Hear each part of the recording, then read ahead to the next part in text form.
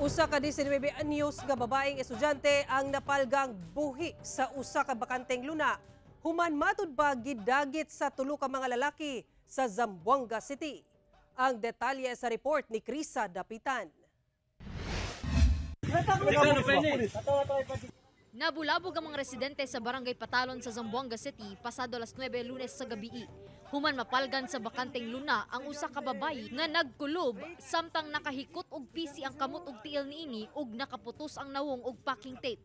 Daling gitabang sa Barangay Council ug mga residente ang biktima og gitanggal ang hikot sa iyang tiil ug kamot, lakip ang tape sa iyang nawong, una gidala sa ospital aron matambalan.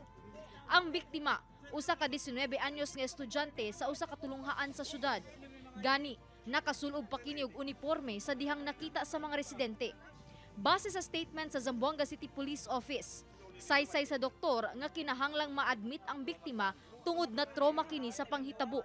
Dugang sa kapulisan, base sa saysay sa biktima, pasado alas 12 sa udto niadtong Lunes, gidagit matud pa siya sa tulo ka wala pa mailhing mga lalaki samtang nagbakta siya sa Barangay San Roque. Gitabunan matud pa sa mga sospek ang iyang baba dayon gisakay sa usa ka van. Sa karon, wala pa mihatag og pahayag atubangan sa kamera ang kapulisan samtang nagpadayon ang investigasyon. Mas palaw man pasab nila ang ilang investigasyon aron masikop ang mga sospek. Nagpahinumdum sabang kapulisan sa publiko nga likayan ang pagpakatag og mga impormasyon nga walay basehan aron dili na makadugang sa trauma nga nasinati sa biktima, lakip sa kabanay nga wala na sab mihatag og pahayag.